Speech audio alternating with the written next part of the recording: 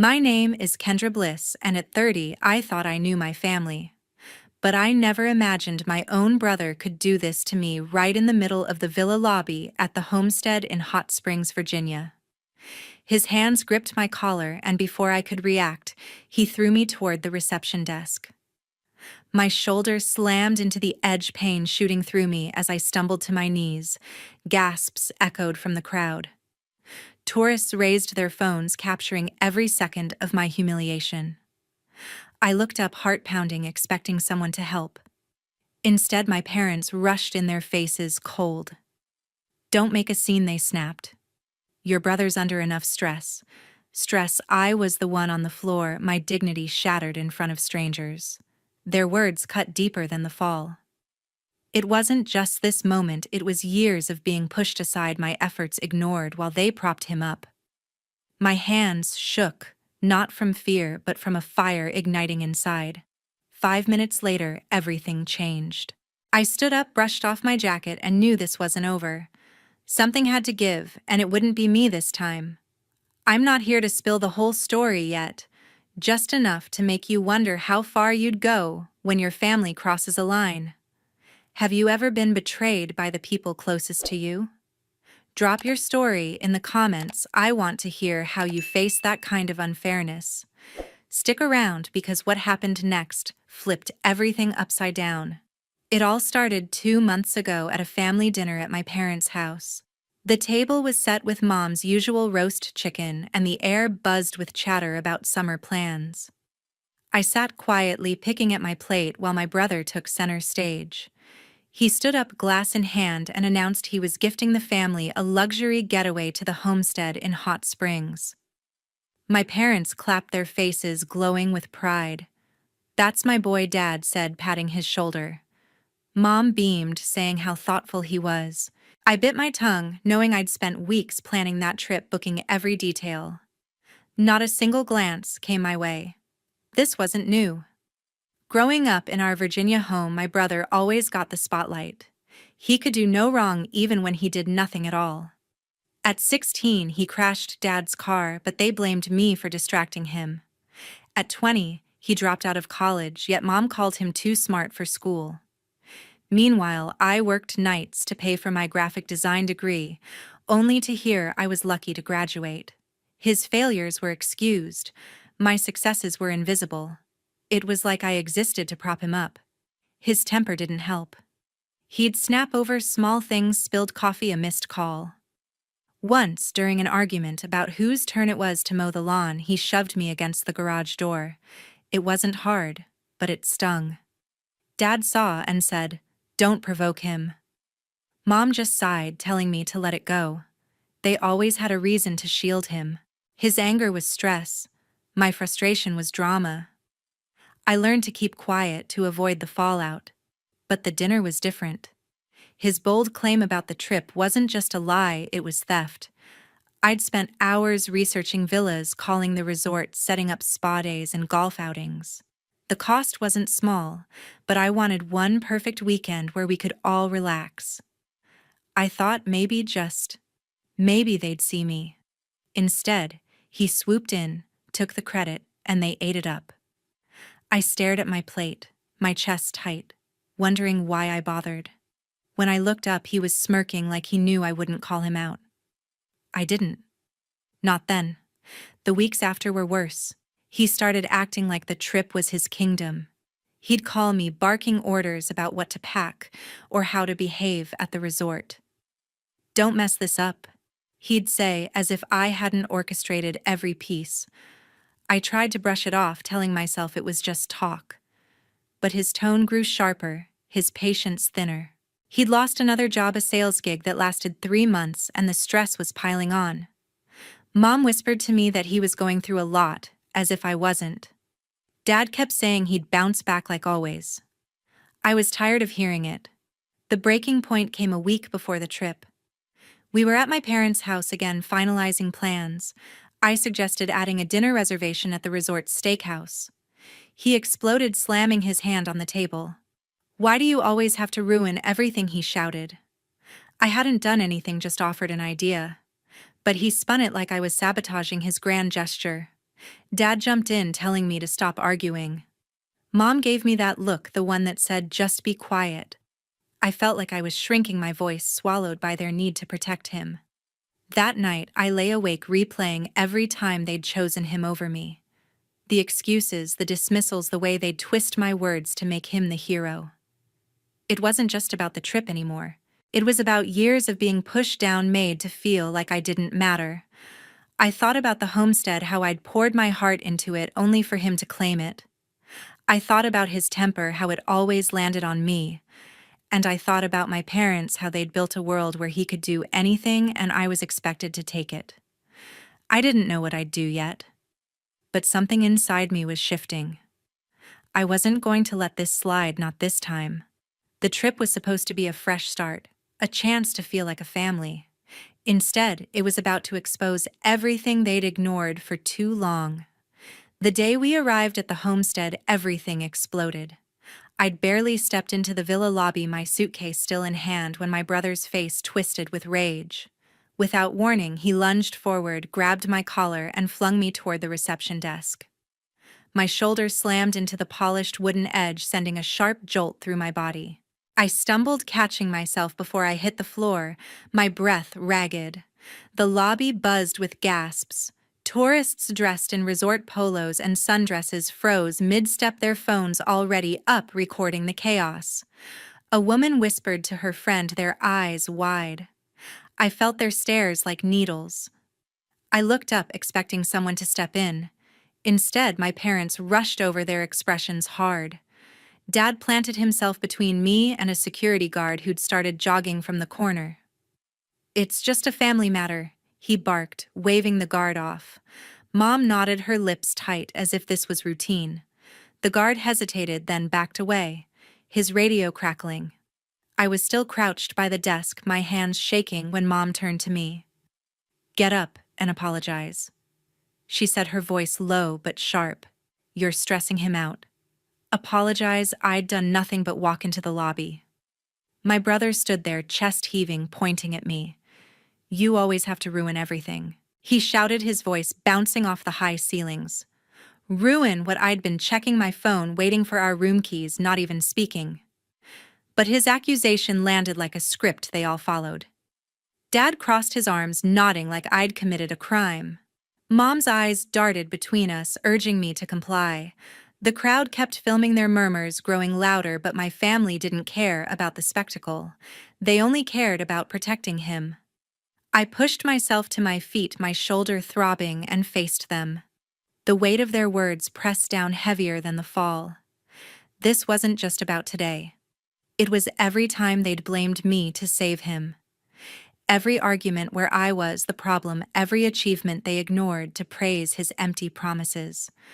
I remembered being 12 when he broke my science project and they said I shouldn't have left it out.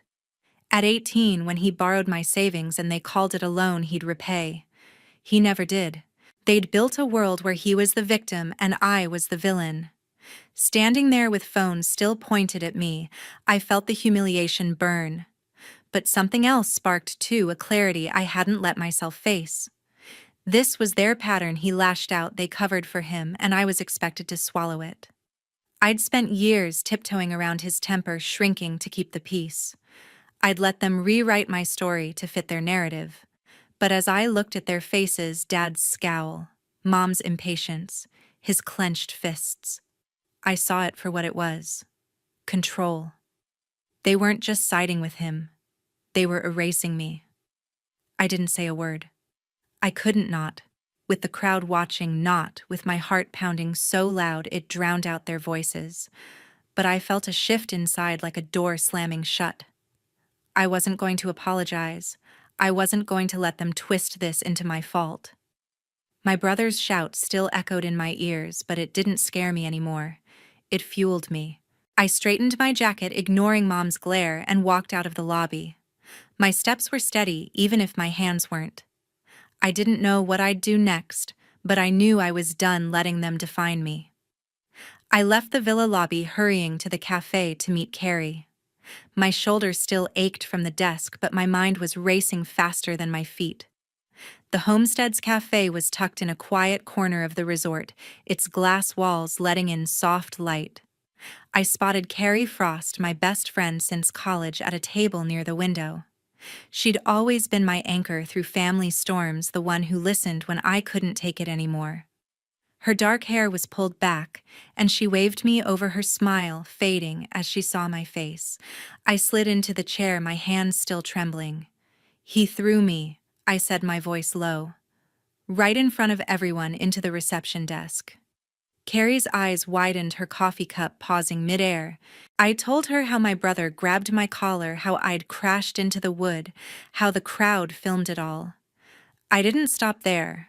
The words poured out, years of being sidelined, of mom and dad twisting every story to shield him. I told her about the dinner 2 months ago when he claimed the trip I'd planned and how they ate up his lies. I told her how they'd demanded I apologize, as if I'd caused the scene. She leaned forward, her voice firm. "Kendra, this isn't just unfair. It's wrong. You don't owe them anything." Her words hit like a spark. I'd spent so long swallowing their blame, convincing myself it was my job to keep the peace. But hearing her say it out loud cracked something open. The humiliation from the lobby wasn't just pain, it was a wake-up call. I wasn't the problem. They were. Carrie didn't let up. "You planned this whole trip, didn't you? Every detail, every booking? That's your power. Use it." I froze, her words sinking in. She was right. I'd booked everything, the villas, the car, the activities under my name, my credit card. It was my effort, my money, my control. For once, I could take it back. The shame in my chest started to shift, burning into something hotter. Anger. Not the kind that makes you scream, but the kind that makes you move. I pulled out my phone, my fingers steady now. "I'm done letting them walk over me," I said. Carrie nodded, her eyes gleaming with encouragement. I scrolled to the resort's number and dialed. A calm voice answered, Pearl Dixon, the villa manager. I'd spoken to her weeks ago when I reserved the rooms. "This is Kendra Bliss," I said, my voice clear. "I need to cancel 3 of the 4 villas under my name." Pearl paused, then asked for confirmation. I gave it, explaining I'd keep one for myself. She mentioned a cancellation fee, $500 per room, $1,500 total. I didn't flinch. "Process it," I said. She confirmed the change, her tone professional, and hung up. I wasn't finished. I called the car rental desk at the resort. Ashton Bell, the clerk, picked up. I'd booked an SUV for the family, but now that was over. "I need to switch the rental to a sedan," I told him. "Just for one person."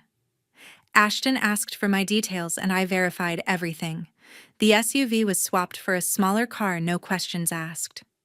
I thanked him and ended the call, my pulse steady for the first time all day. I leaned back in the chair, a weight lifting off my shoulders. Carrie grinned. "That's my girl," she said, raising her coffee cup. I managed a small smile, but inside I was buzzing. Canceling the rooms and switching the car wasn't just logistics, it was me drawing a line. They'd taken my effort for granted, let him humiliate me in public, and demanded I bow to their version of the truth. No more. I'd given them this trip, and now I was taking it away. I thought about what they'd say when they found out. Dad would probably lecture me about family loyalty. Mom would cry, acting like I'd betrayed them. My brother would yell, maybe even threaten me. But I didn't care. Their reactions couldn't touch me anymore. I'd spent years trying to prove I was enough, hoping they'd see me. The lobby incident showed me they never would nod unless I forced them to. Carrie reached across the table, squeezing my hand. "You're not just taking back the trip," she said. "You're taking back you." Her words settled into me, solid and true. She was right. This wasn't revenge for the sake of hurting them.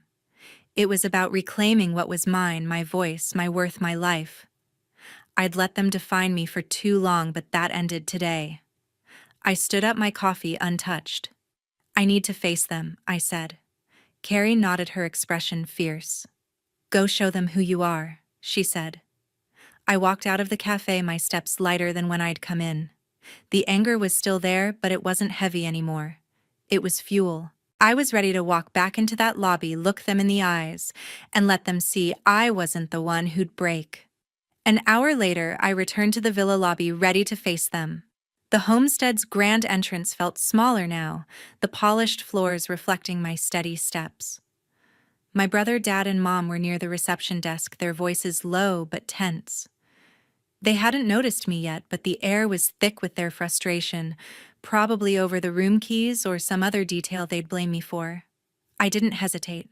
I walked straight toward them, my shoulders squared, my anger from the cafe now a calm, burning resolve. "Excuse me," I said, my voice cutting through their murmurs. They turned startled. Dad's eyebrows shot up, mom's hands fidgeted, and my brother's jaw tightened. Before they could speak, I held up my hand. "The 3 villas you were counting on. They're gone." I canceled them. The words landed like a stone in still water. For a moment, no one moved. The lobby's hum faded, leaving only their stunned silence. Dad recovered first, his face reddening. "What are you talking about? That's ridiculous. You're joking, right?" His tone was sharp, like I'd pulled a childish prank. I met his eyes, unflinching. "No, I'm not. They're canceled. You'll need to find somewhere else to stay." Mom's mouth opened, her voice shaky. "Why would you do this? What's wrong with you?" Her question stung, but I didn't waver. My brother stepped forward, his fists clenched. "You selfish brat!" he shouted loud enough to turn heads from nearby guests.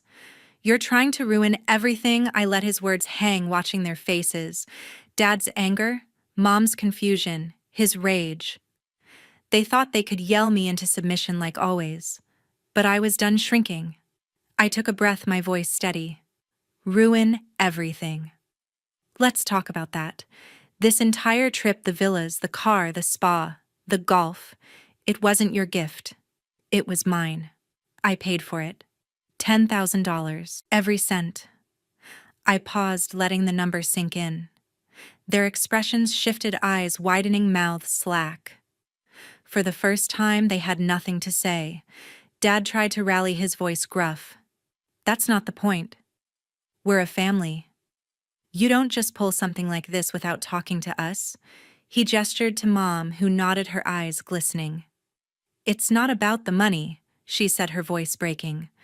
"You're tearing us apart." I almost laughed at the irony. Tearing them apart. They'd been tearing me down for years, and now they played the victims. My brother, silent for once, stared at the floor, his hands loosening. Then he looked up, his tone softer, almost pleading. "Come on, Kendra, don't do this. We can fix it. Just reinstate the rooms." His eyes searched mine, desperate, like a kid caught in a lie.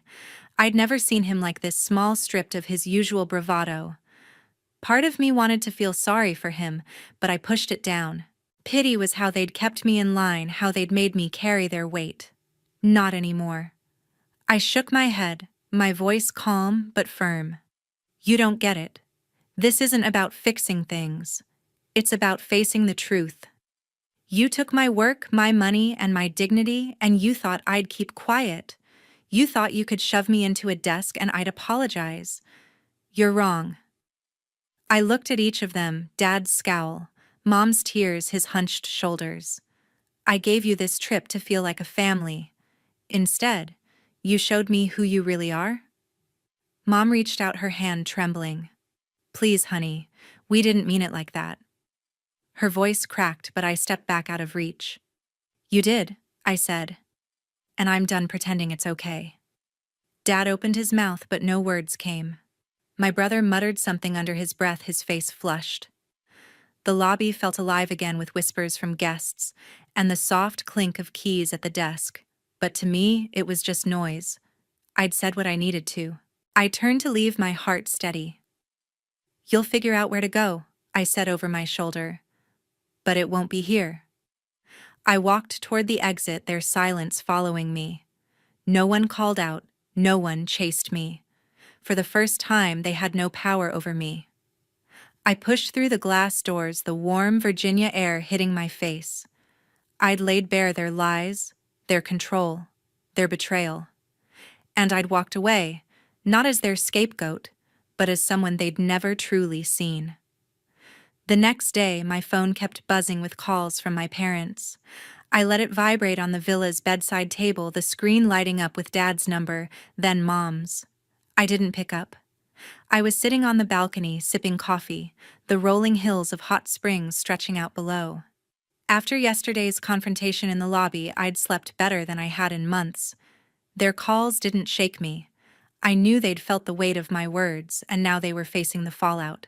By noon, I'd muted their numbers, but the texts kept coming. Dad's were short, demanding call us back. This isn't over. Mom's were longer, her words tangled with guilt. We're so sorry.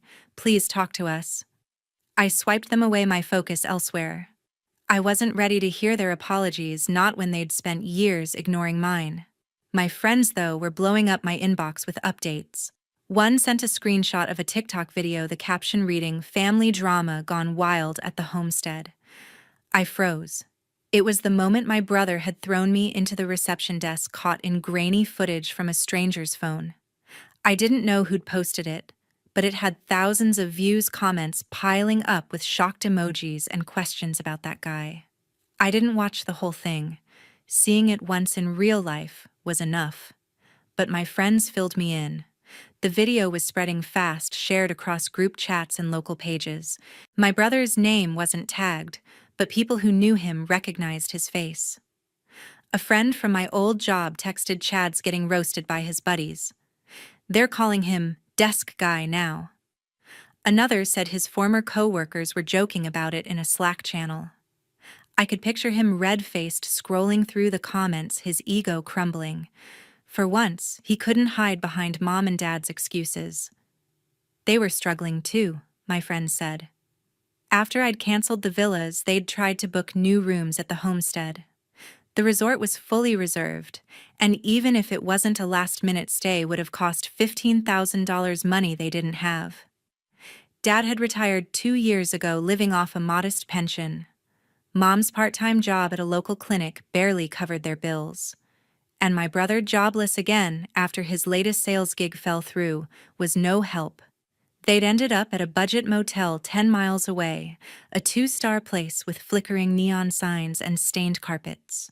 My friend Sarah drove by and saw their car in the lot, Dad unloading bags, with a scowl. I didn't feel glee or pity. I felt nothing. Their situation wasn't my burden anymore. They'd built a world where I was the one who fixed things, who paid for their mistakes. Now without me, they were scrambling and the world was watching. The TikTok video wasn't just a viral clip, it was proof of who they were. My brother's temper, their willingness to stand by while he lashed out, was on display for thousands to judge. And judge they did. Comments called him unhinged, asked why no one stopped him. Wondered who the girl was? That was me, but I didn't care about the spotlight. I wasn't here to play victim or hero. By evening, Mom left a voicemail, her voice trembling. "Kendra, we didn't know how much you did for us. Please, let's talk." Dad sent another text. "We messed up. Call me." I deleted both. Their words were too late, too hollow. I'd spent years begging them to see me, to acknowledge the work I put in, the pain I carried. They'd ignored me until I'd forced their hand. Now their apologies felt like a reflex, a way to claw back control. I wasn't falling for it. My friends kept texting, eager to share the gossip. One said Mom had been spotted at the motel's front desk arguing about a broken air conditioner. Another heard Dad complaining to a neighbor about family issues when they got back home. I skimmed the messages, but my mind was elsewhere. I was done living in their chaos. I'd booked this villa for me, not them, and I was finally enjoying it. I spent the afternoon at the spa, letting the warm stones melt away the tension in my shoulders. I walked the resort's trails, the crunch of gravel under my feet grounding me. For the first time, I wasn't planning fixing or apologizing. I was just living. That night, I sat in my villa, the quiet wrapping around me like a shield. My phone was silent now. No more calls, no more texts. Maybe they'd given up, Or maybe they were too embarrassed to keep trying. Either way, it didn't matter. I'd drawn my line, and they'd learned what it cost to cross it. The TikTok video, the motel, the whispers from their friends. It was all a mirror, showing them what I'd seen for years. They couldn't run from it anymore. I leaned back, staring at the ceiling.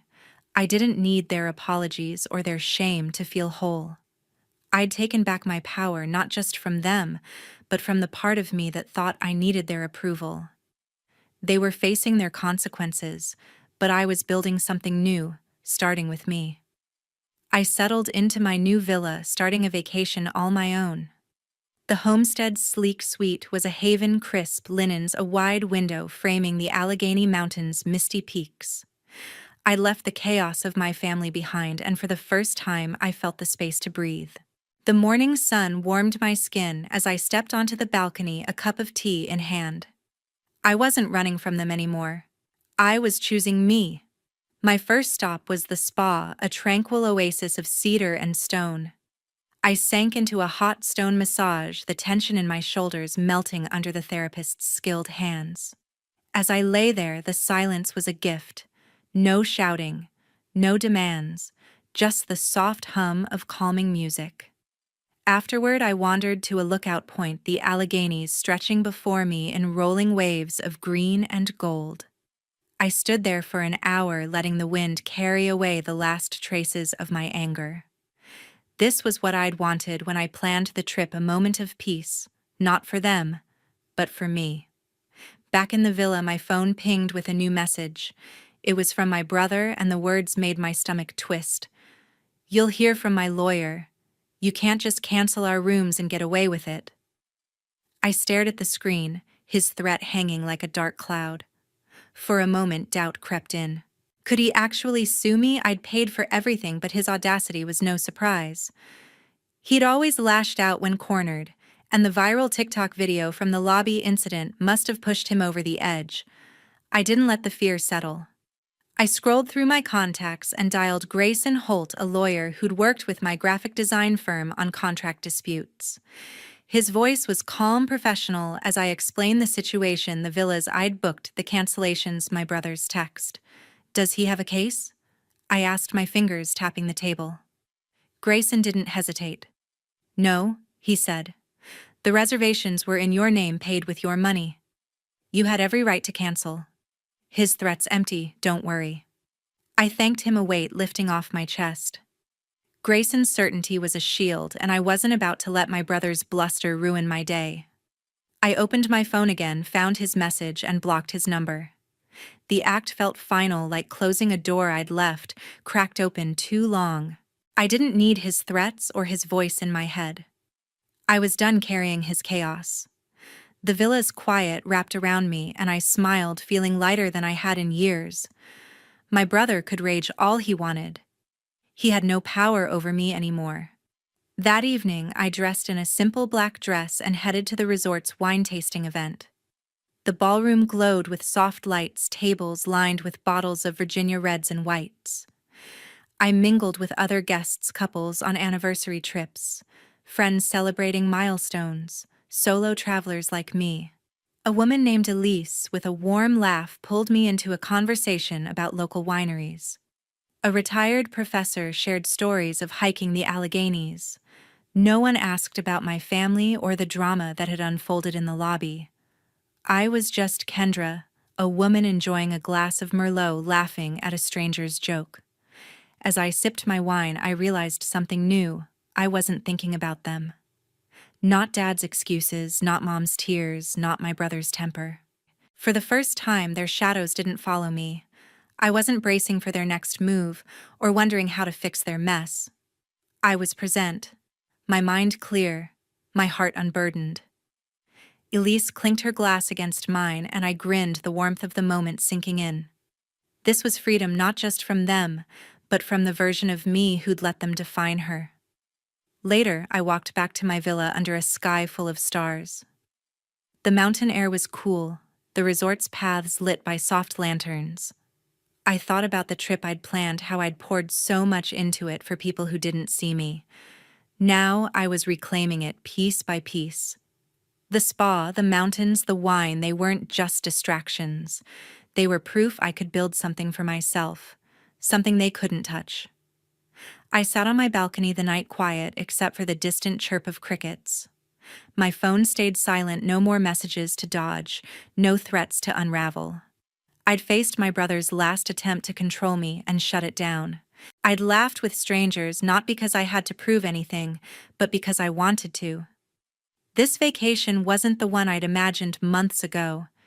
It was better. It was mine. A week later, I returned home carrying a sense of relief.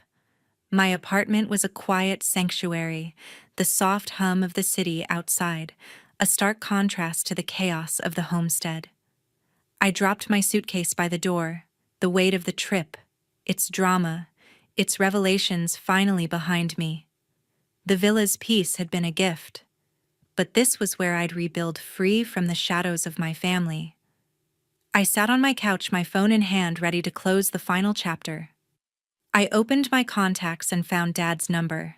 My finger hovered, then pressed block. The action was quick, final.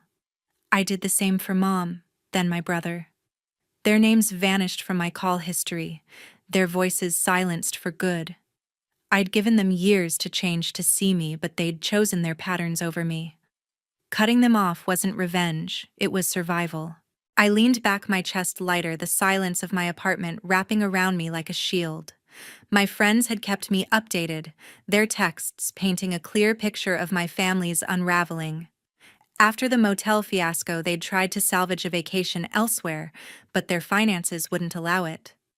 Dad's pension was stretched thin, Mom's paycheck barely covered groceries, and my brother, still jobless, had no savings to offer. They'd returned home, their plans in tatters. Neighbors whispered about the TikTok video, the one that showed my brother's outburst in the resort lobby. A friend overheard someone at the grocery store mention that family with pitying glances. Dad and Mom avoided their usual community events, their faces tight with shame. My brother's world was crumbling too. His old friends, the ones who'd once cheered his bravado, now mocked him as desk guy in group chats. A former colleague refused his call about a job lead, citing reputation issues.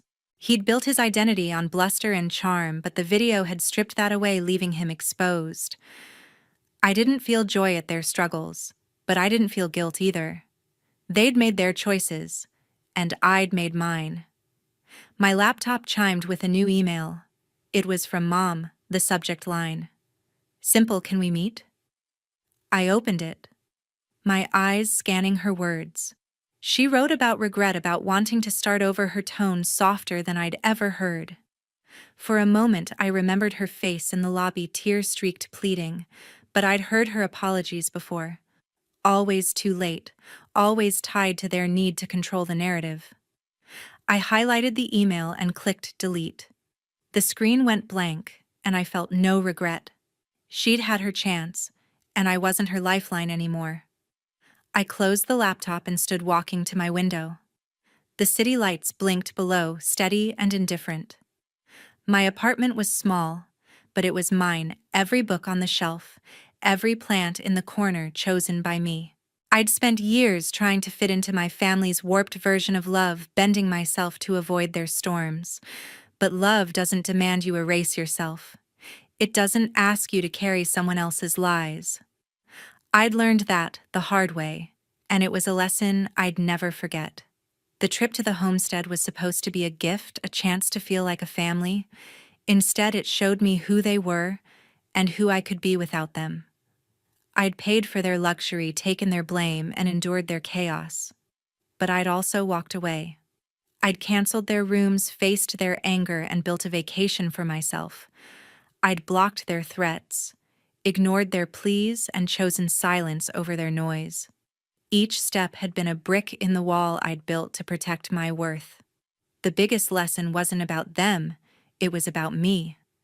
I'd spent too long believing I needed their approval to be whole. But standing in my apartment, surrounded by the life I'd created, I knew better. You don't owe anyone your peace, not even family. If they don't respect you, if they demand you shrink to fit their world, you draw a line. You walk away. You choose yourself. I had, and I was stronger for it. I turned off the light, the room falling into a calm darkness. My phone stayed silent, my inbox empty. My family's voices, their expectations, their guilt, they were gone. I didn't need their validation to know who I was. I'd found that in the mountains, in the spa's quiet, in the laughter of strangers at a wine tasting. I'd found it here in the stillness of my own home. I was enough.